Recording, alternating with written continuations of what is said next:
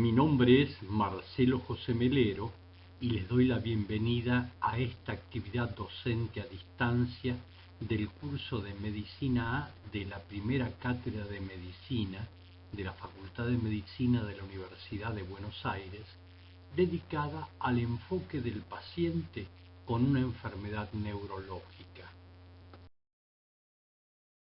Los objetivos de la misma son analizar las características generales de las enfermedades neurológicas, enumerar los pasos de una evaluación neurológica metódica y, finalmente, identificar las maniobras indispensables de un examen neurológico.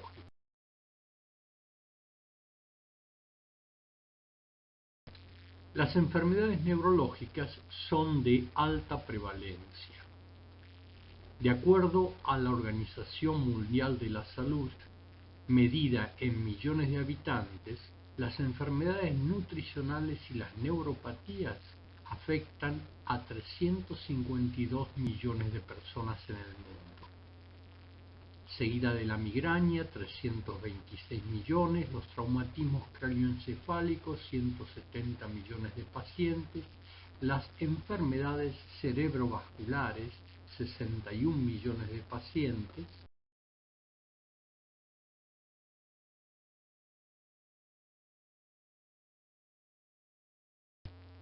y con menos frecuencia la epilepsia, la demencia, las infecciones del sistema nervioso central y el uso recreacional de drogas.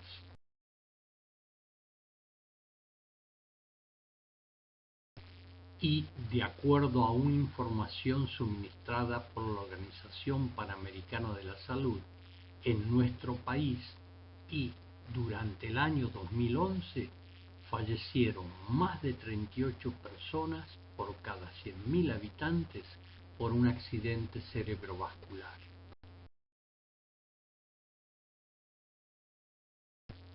Algunas enfermedades neurológicas frecuentes, como el accidente cerebrovascular, la enfermedad de Parkinson, la esclerosis múltiple y el dolor crónico, son responsables de incapacidad prolongada y son la causa del 28% de todos los años vividos con incapacidad. Además, producen enormes gastos en el sistema de salud. A manera de ejemplo, en 180 millones de personas en los Estados Unidos se gastan 700 billones de dólares por año en la atención de estos procesos de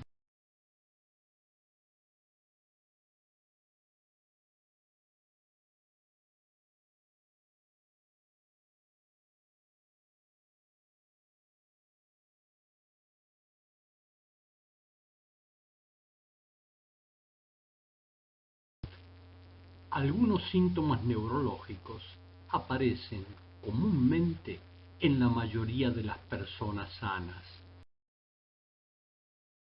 Hay síntomas neurológicos muy frecuentes como las cefaleas, los zumbidos, el dolor en la columna cervical o lumbar y el insomnio. Pero estos síntomas pueden asociarse o no con una alteración anatómica significativa del sistema nervioso.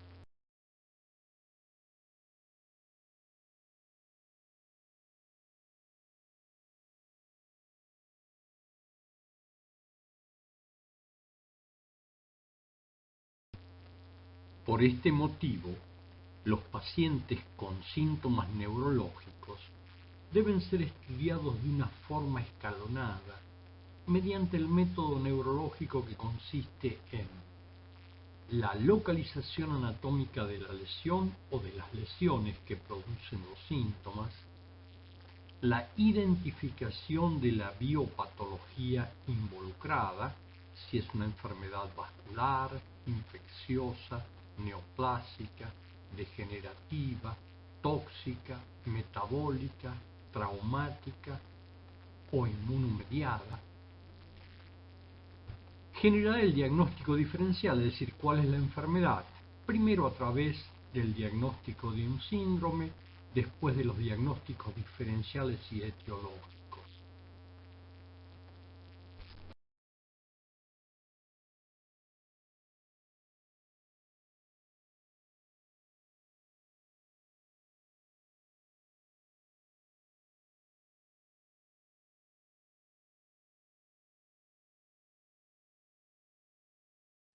Para finalmente seleccionar e indicar los exámenes complementarios específicos adecuados. Para identificar la localización anatómica, el examinador deberá formularse preguntas como: ¿la lesión tiene una localización única, específica o focos múltiples? ¿La enfermedad es una enfermedad focal o difusa? ¿Cuál es la parte del sistema nervioso que está enferma? ¿El sistema nervioso central, los nervios periféricos o ambos? ¿El paciente tiene síntomas exclusivamente neurológicos o asociados a síntomas sistémicos?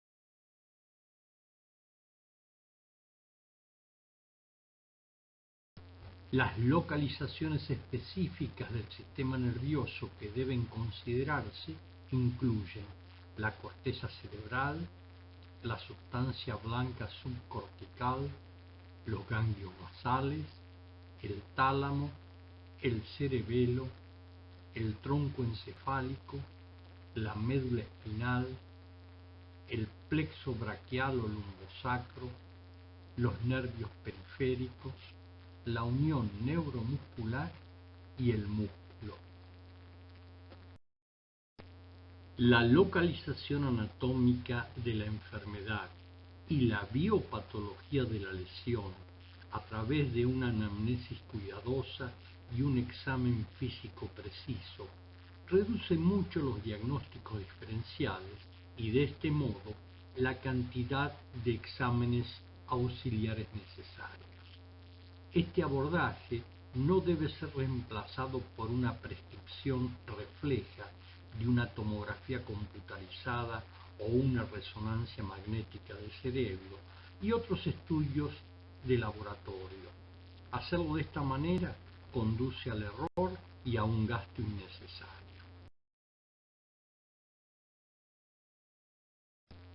Cuando se aplica apropiadamente el método neurológico, proporciona un abordaje ordenado incluso del caso más complicado y es mucho menos probable que los médicos puedan ser desconcertados por alguna similitud neurológica.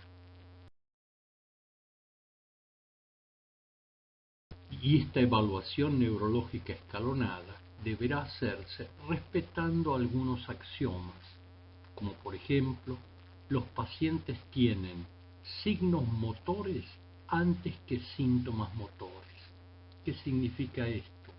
Que es probable que el médico en el examen físico detecte alteraciones motrices que han pasado desapercibidas para el enfermo. Por el contrario, los síntomas sensitivos son percibidos por el paciente antes que puedan ser identificados por el médico.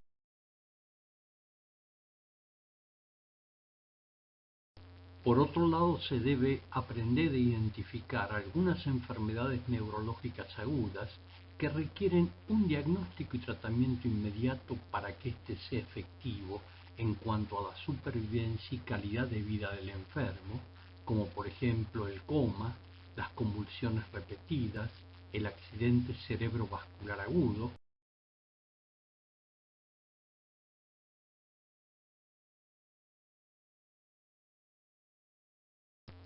la meningitis y o meningoencefalitis, el traumatismo de cráneo o de columna vertebral y la compresión aguda de la médula espinal.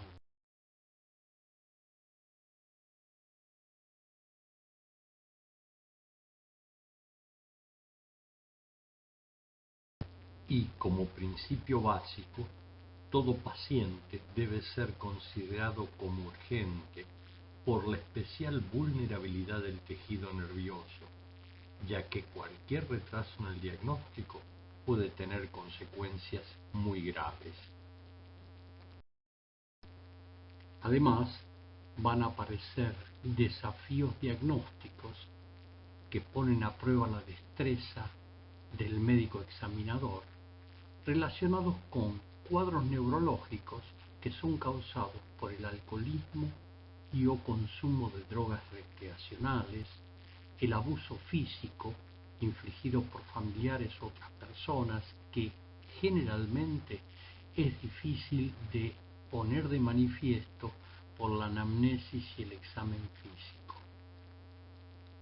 La simulación, ejemplificada en la imagen por el doctor Charcot, que presenta un caso de histeria de conversión en la Academia de Medicina de París.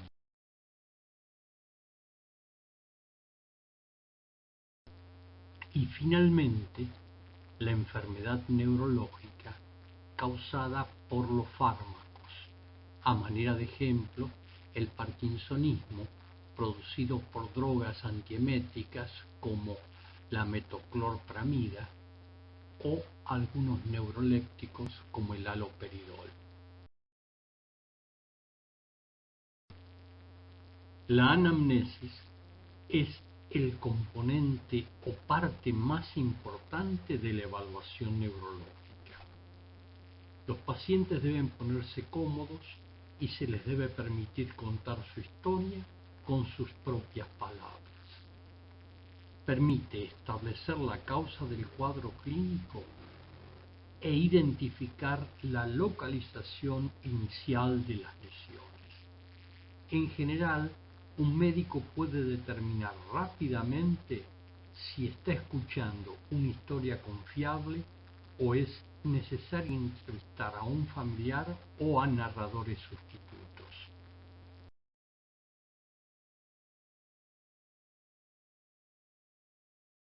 Y la importancia respectiva de la anamnesis con respecto del examen físico en la orientación diagnóstica de los pacientes neurológicos varía en razón del problema considerado.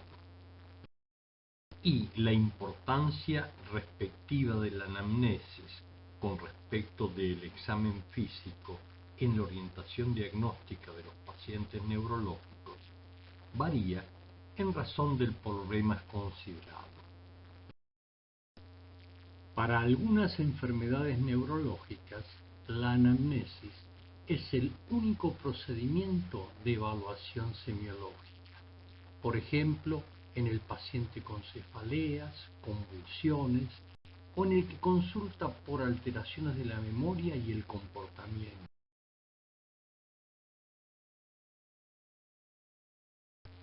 Es muy importante establecer el tiempo de instalación y la progresión de la enfermedad actual. Una enfermedad de instalación brusca en segundos o minutos sugiere un accidente cerebrovascular, es característico de las convulsiones o el traumatismo cráneoencefálico.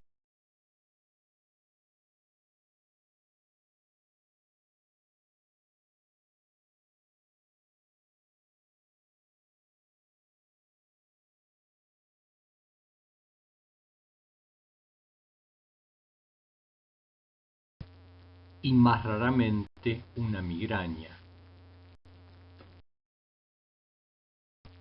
En cambio, si la enfermedad es de instalación y progresión subaguda en horas o días, esto caracteriza a las infecciones del sistema nervioso central, las enfermedades tóxicas y metabólicas y los hematomas subdurales.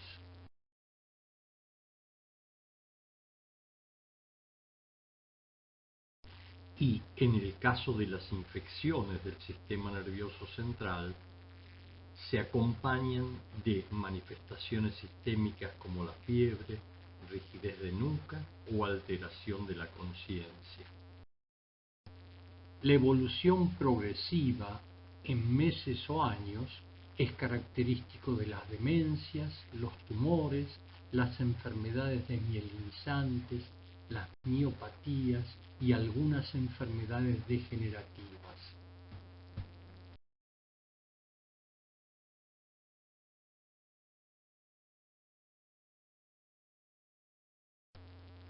Una enfermedad neurológica con síntomas y signos recurrentes es característico de las enfermedades desmielinizantes, las convulsiones y el accidente isquémico transitorio.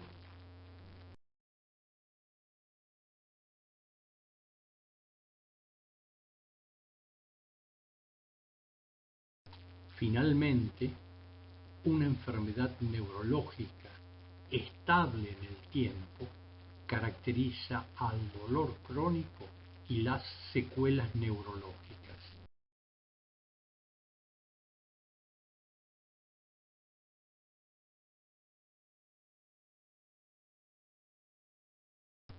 En la anamnesis de los antecedentes personales se prestará especial atención al hábito de fumar por su estrecha relación con el desarrollo de enfermedades cerebrovasculares, el consumo de bebidas alcohólicas y medicamentos relacionados con polineuropatía, la encefalopatía de Wernicke, la miopatía y el parkinsonismo, movimientos involuntarios, la historia laboral por probables contactos con tóxicos como el monóxido de carbono, plomo y mercurio. También deberá investigarse la alimentación y los hábitos sexuales del paciente para descartar cuadros de desnutrición o déficit vitamínicos y la posibilidad de padecer sífilis o una infección por el virus de la inmunodeficiencia humana adquirida.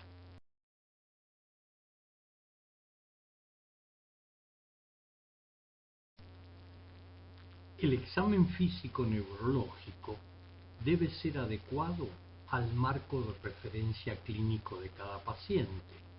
Es diferente en un niño que en un adulto, y en los adultos el examen físico es diferente si el paciente está vigil o está en coma. Permite confirmar la ubicación anatómica de la enfermedad y estratificar su gravedad.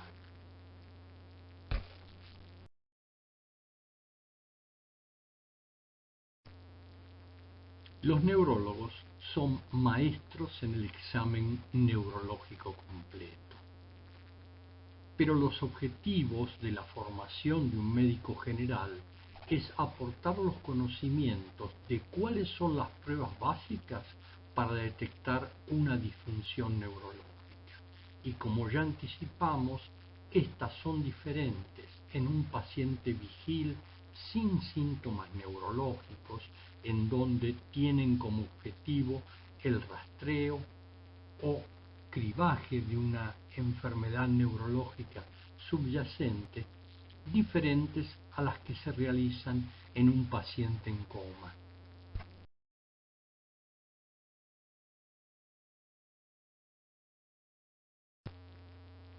El examen físico neurológico del paciente vigil nuevamente debe ser ordenado y sistematizado y tiene que respetar por lo menos los 6 ítems siguientes: la evaluación del estado mental, de los pares craneanos y la motricidad,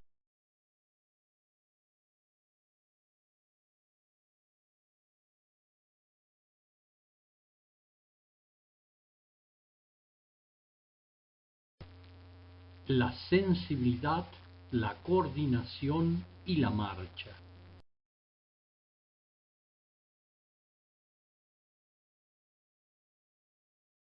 La evaluación del estado mental implica establecer el nivel de conciencia, la orientación en persona, tiempo y lugar, evaluar la memoria, el lenguaje, la afectividad y el juicio.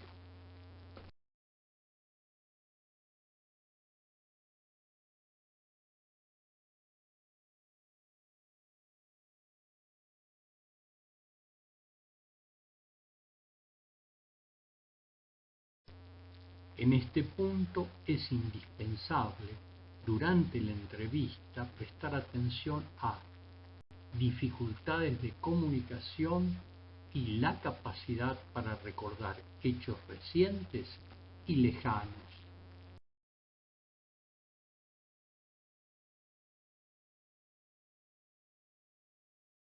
Una prueba neuropsicológica breve, muy utilizada para realizar la evaluación cognitiva, es el Mini Mental Test de Folstein, que tiene una sensibilidad y especificidad del 85% para el diagnóstico de una demencia moderada o grave. Esta prueba evalúa diferentes aspectos de la cognición, incluyendo la orientación temporoespacial, el recuerdo inmediato, la atención, la memoria episódica, el lenguaje y la función visoconstructiva.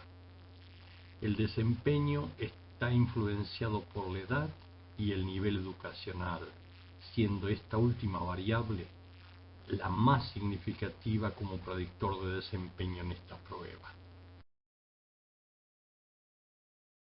La llamada prueba del reloj es otra que se utiliza para evaluar las capacidades cognitivas de un paciente y detectar un posible deterioro.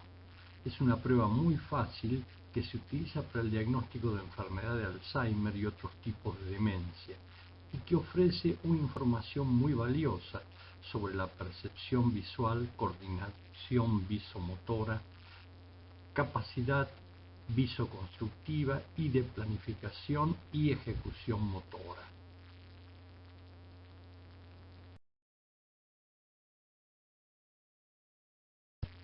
Puede realizarse a la orden. En este caso se le proporciona al paciente una hoja de papel en blanco, un lápiz y una goma, y se pide que dibuje un reloj con forma circular en el que estén todos los números de las horas debidamente ordenados y que las agujas marquen una hora determinada. En el test del reloj a la copia, en este caso, además de la hoja en blanco, se le entrega una hoja donde hay dibujado un reloj que el paciente debe copiar.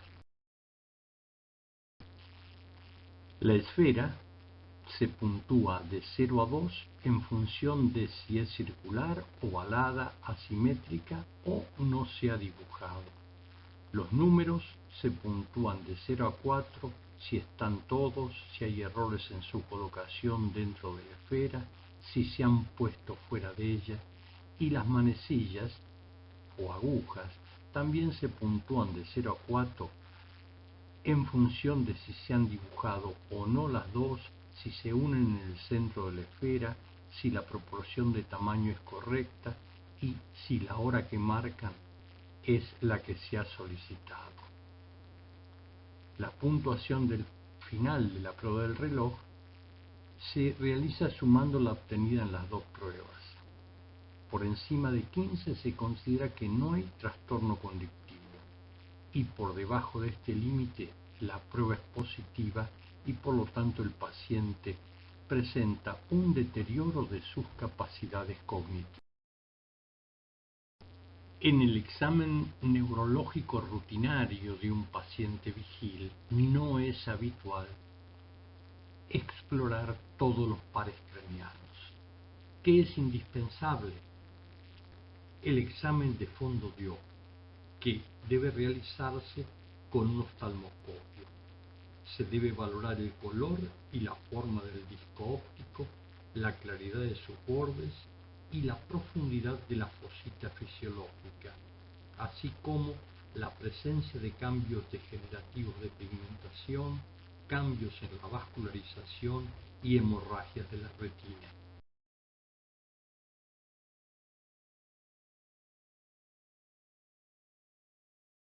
También es indispensable evaluar el campo visual por la eventual presencia de defectos, hemianopsias o cuadrantopsias, el tamaño y la reactividad de las pupilas y la motilidad ocular extrínseca y facial.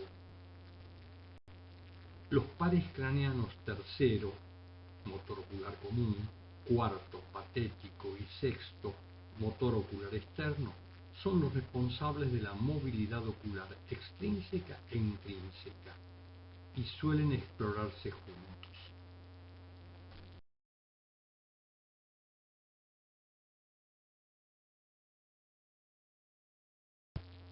A manera de ejemplo, en la imagen presentamos el síndrome de Horner o parálisis oculosimpática. Hay una ptosis unilateral del ojo derecho por paresia del músculo de Müller. Hay anisocoria, hay una diferencia en el tamaño de las pupilas, que supera el milímetro.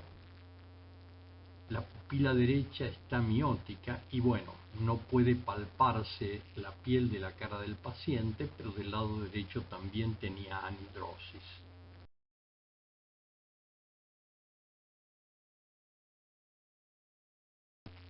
La reducción de la hendidura palpebral se acompaña de un ligero enoftalmos y la pupila miótica no se va a dilatar en la oscuridad. En esta imagen presentamos una parálisis facial bilateral periférica. El paciente no puede fruncir el ceño y cuando se le pide que cierre los ojos, aparece el signo de Bell bilateral. Las hendiduras palpebrales quedan parcialmente abiertas por una parálisis del músculo orbicular y quedan visible una parte de las escleróticas subcorneales.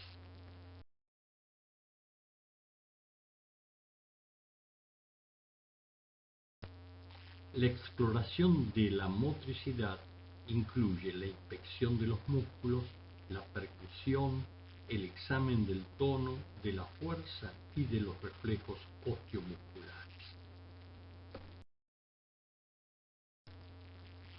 Es indispensable en la inspección evaluar el tamaño de las masas musculares, buscando fasciculaciones, atrofia, hipertrofia, pseudohipertrofias, calambres o contracturas, fibrosis y retracciones. En las imágenes estamos mostrando una marcada hipotrofia muscular que afecta a la eminencia tenar e hipotenar en ambas manos y que se asociaba en este caso con fasciculaciones, elementos fuertemente sugestivos de una enfermedad llamada esclerosis lateral amniotrófica.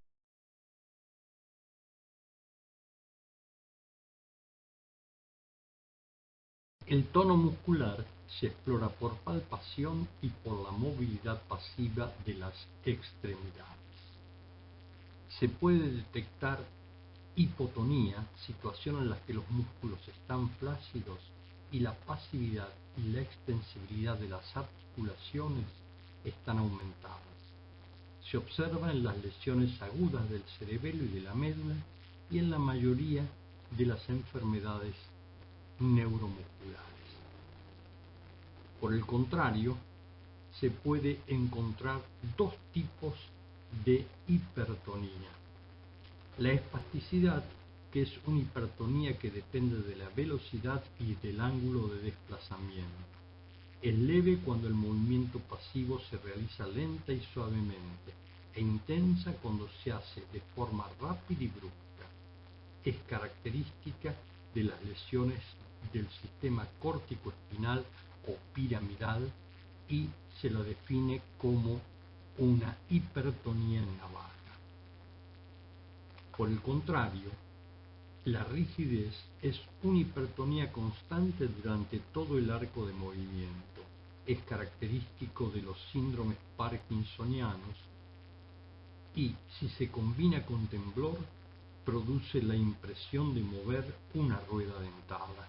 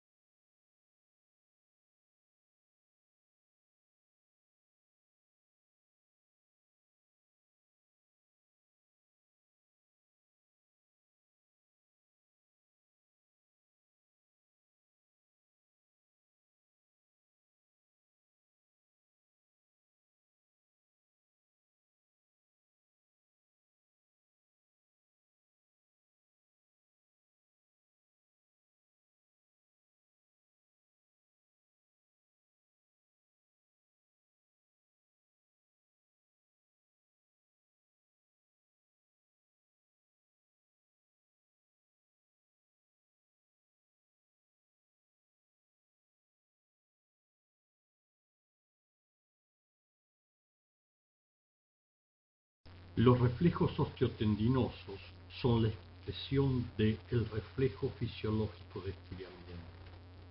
Todas las lesiones del arco reflejo medular producirán una disminución o abolición del reflejo muscular correspondiente, mientras que las lesiones de la vía córtico-espinal o piramidal causarán una exaltación de estos reflejos. Característicamente se investigan los reflejos musculares bicipital, cuyo nivel medular está en cervical 5 y 6, el reflejo patelar, con niveles medulares lumbar 3, lumbar 4, y el aquiliano, que tiene sus centros en sacro 1 y sacro 2.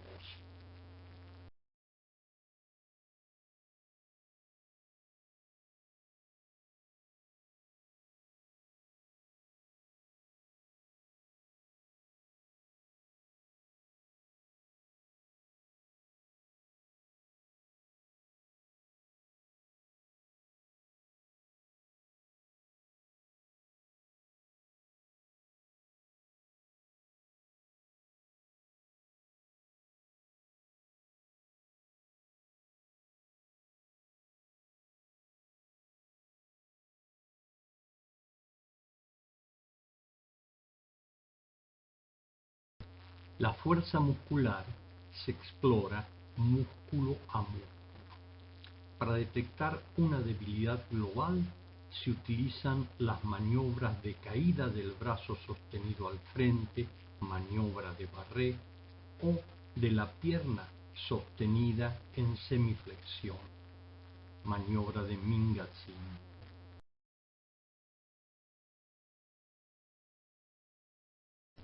La exploración de la sensibilidad incluye la valoración de la sensibilidad superficial, táctil, dolorosa y térmica,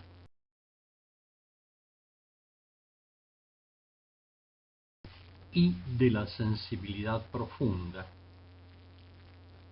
para la que es suficiente explorar la sensibilidad vibratoria, que se analiza con la ayuda de un diapasón de 128 Hz, que después de hacerlo vibrar se coloca sobre prominencias óseas, como los maléolos y las crestas tibiales.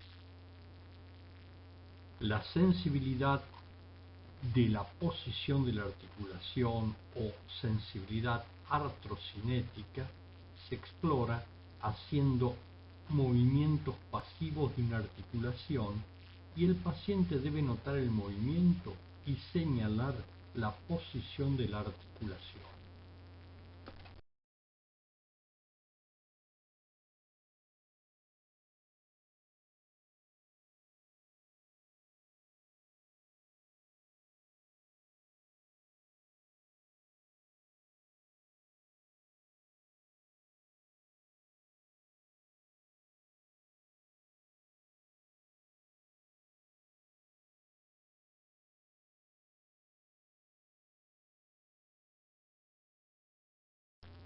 pero se debe tener presente que la exploración de la sensibilidad superficial y profunda es de confiabilidad relativa, muy subjetiva y difícil de cuantificar.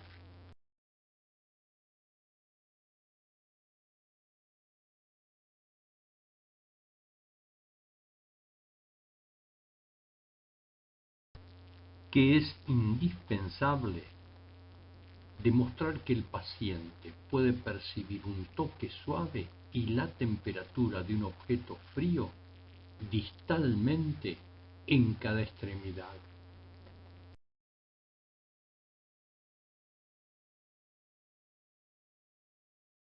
Y que es capaz de reconocer una estimulación doble y simultánea.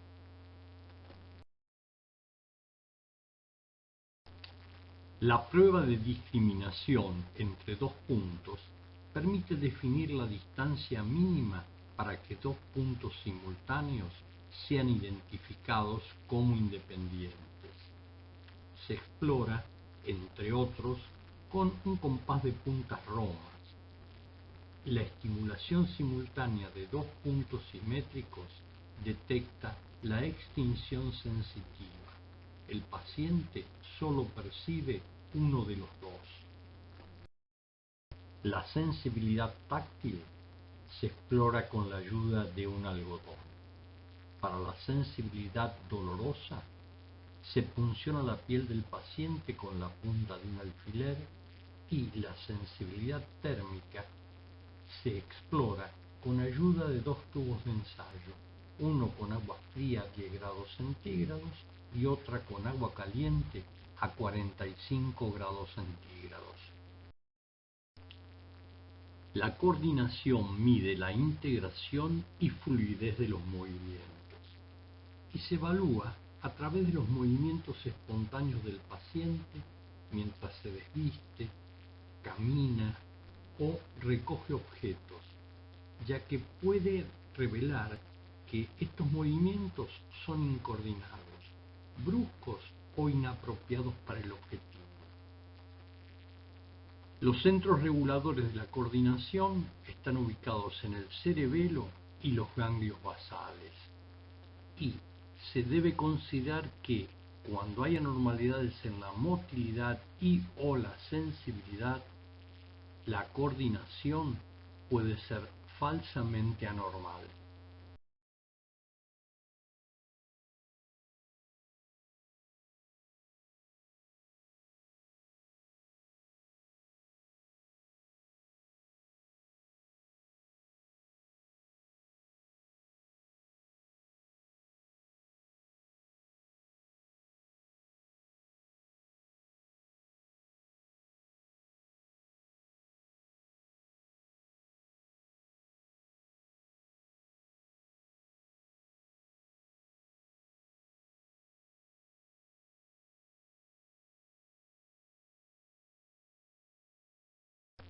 ¿Qué es indispensable?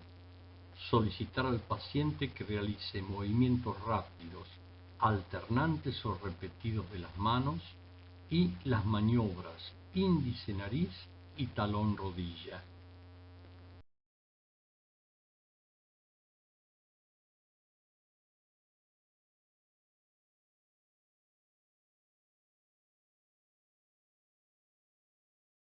En los movimientos alternantes o repetidos, por ejemplo, palmear repetidamente el muslo con la palma o el dorso de la mano, se aprecia que en las lesiones cerebelosas y en las coreas, la amplitud del movimiento es normal o exagerada y las extremidades bailotean sin medida, signo llamado adiadococinese.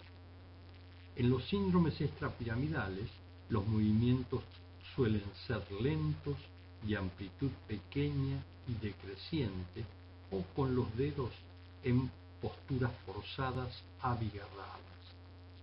En las maniobras dedo-nariz o talón-rodilla, la ataxia cerebelosa hace que los movimientos sean toscos y desmedidos, signo conocido con el nombre de dismetría. La evaluación de la marcha probablemente sea uno de los pasos más trascendentes del examen físico-neurológico, porque integra la motricidad, la función vestibular y la sensibilidad propioceptiva. Se solicita al paciente que se levante de una silla, camine en línea recta y vuelva al punto de partida.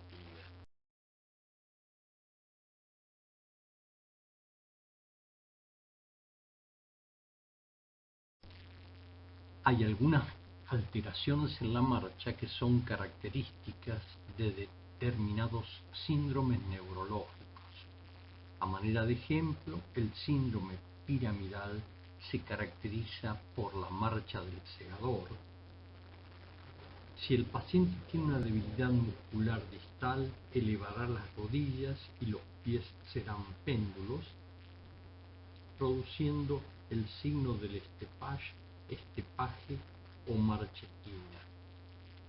Otra marcha característica, en este caso del síndrome cerebeloso, es la marcha bamboleante del ebrio.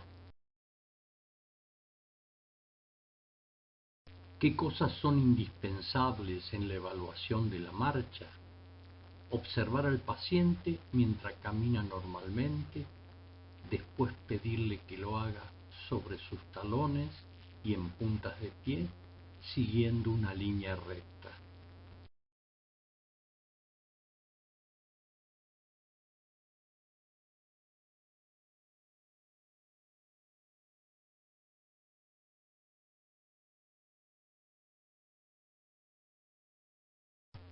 Y, para finalizar el examen físico-neurológico, es indispensable, a pesar de que sean maniobras semiológicas vinculadas a la exploración del aparato cardiovascular, auscultar las carótidas en el cuello, palpar el pulso radial y medir la presión arterial, por la fuerte relación que tienen la ateroesclerosis carotidia, algunas arritmias como la fibrilación auricular y la hipertensión arterial en el desarrollo de enfermedades cerebrovasculares.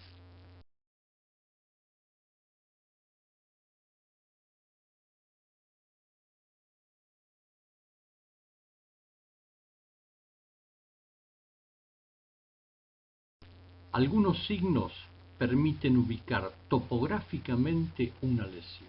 Por ejemplo, la lesión está en el cerebro cuando el paciente tiene debilidad y o alteración sensitiva unilateral, lo que se llama una hemiplegia directa, que sugiere una lesión antes de la decusación del haz córtico-espinal.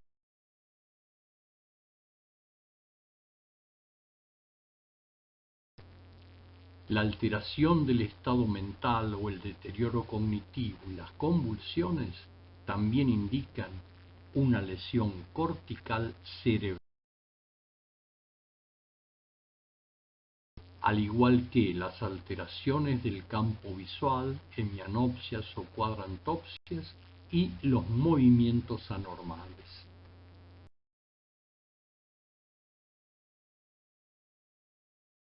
Los signos que ubican topográficamente una lesión en el tronco cerebral son la debilidad y alteración de la sensibilidad que llamamos cruzadas, una hemiplegia alterna, por ejemplo, debilidad de la mitad derecha de la cara y de los miembros izquierdos, o la afectación aislada de uno o varios pares craneales.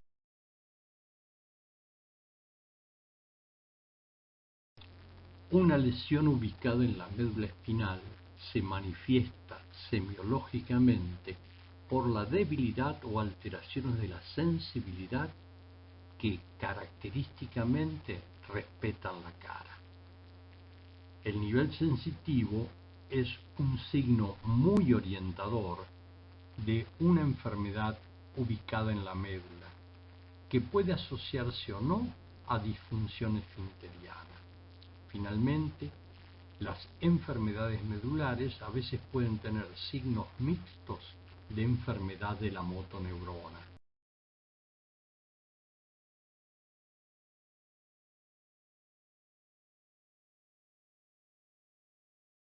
La enfermedad de los nervios periféricos se manifiesta semiológicamente por pérdida de los reflejos osteotendinosos que pueden acompañarse o no de alteraciones de la sensibilidad en bota o en guante.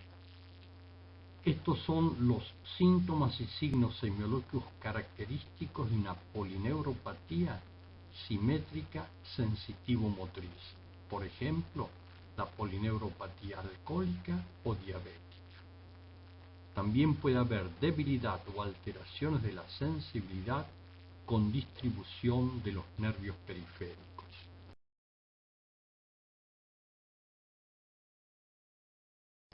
Una enfermedad de la unión neuromuscular habitualmente se manifiesta por debilidad bilateral de la cara, ptosis, diplopía, iodifagia y proximal de los miembros.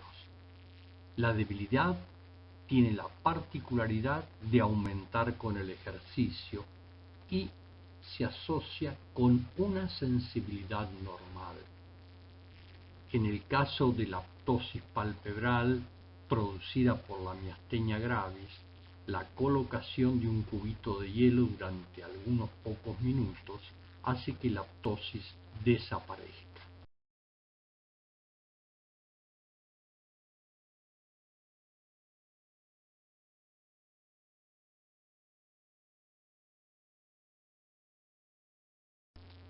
En el caso de una enfermedad del músculo, el paciente va a tener debilidad proximal o distal bilateral, alteración de las masas musculares con sensibilidad normal.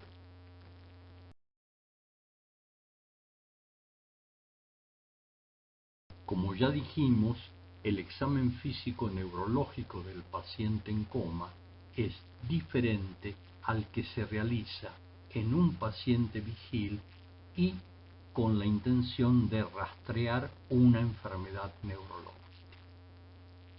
La conciencia es la consecuencia de el entendimiento o contenido del que participa la corteza cerebral y frontal y el nivel de la conciencia o vigilia que estructuralmente está ubicado en el tronco cerebral y la formación reticular ascendente. En el paciente en coma, el tipo respiratorio puede ayudar a ubicar topográficamente la lesión. De esta manera, el ritmo de Cheyne-Stokes es un ritmo respiratorio patológico característico de las lesiones supratentoriales, supramesencefálicas, tóxicas y o metabólicas. La respiración neurogénica central es característica de las lesiones mesencefálicas.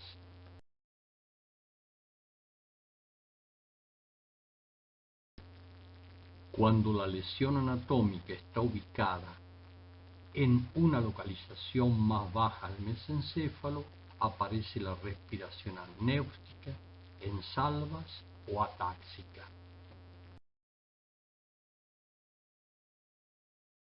Se debe prestar atención a la posición de los párpados y los movimientos oculares y buscar el reflejo corneal o corneano. Para esto se realiza una estimulación corneal con una gasa o trunda de algodón, observándose en condiciones normales una contracción palpebral, pudiendo objetivarse también lagrimeo. En la muerte encefálica, por ejemplo, no existe ningún tipo de respuesta. La vía aferente del reflejo corneal es el nervio trigémino, la eferente es el nervio facial y el nivel anatómico que se explora es la protuberancia.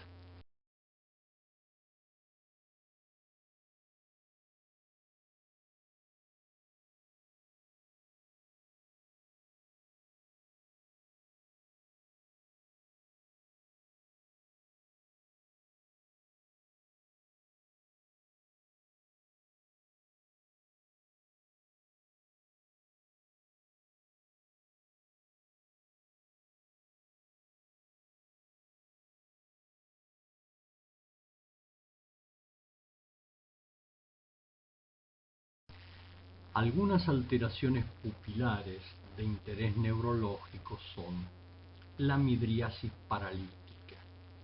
Indica una lesión del tercer par y se presenta en los pacientes con procesos expansivos hemisféricos y es un signo de alarma de hernia del hipocampo.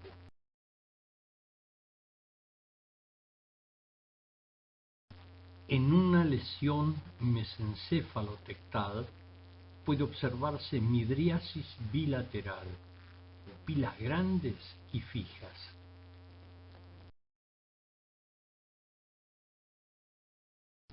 Una lesión protuberancial provoca una miosis puntiforme con pupilas del tamaño de la punta de un alfiler y muy poco reactivas a la luz.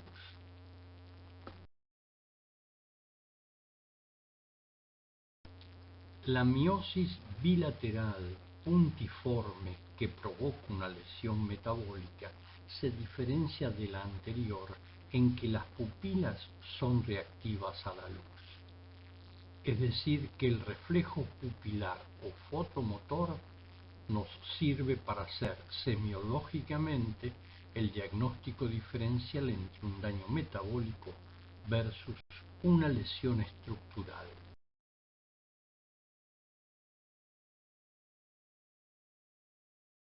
La respuesta motora normal ante un estímulo doloroso es intentar alejarse de este, pero hay algunas respuestas motoras anormales, como la llamada flexora anómala o rigidez de decorticación, en la que el estímulo doloroso provoca la flexión, abducción y rotación externa de los miembros superiores con extensión de los miembros inferiores. Es manifestación de una lesión supratentorial grave.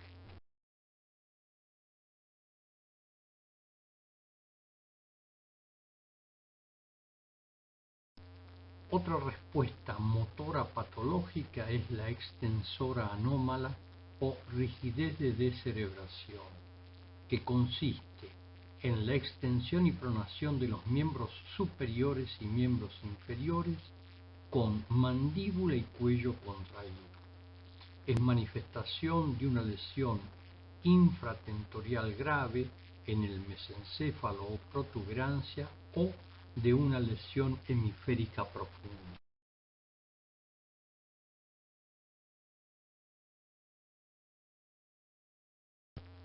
Además, se deben buscar signos de traumatismo, de rigidez de nuca, siempre que el paciente no tenga un traumatismo cráneo-cervical y otras evidencias de abuso físico.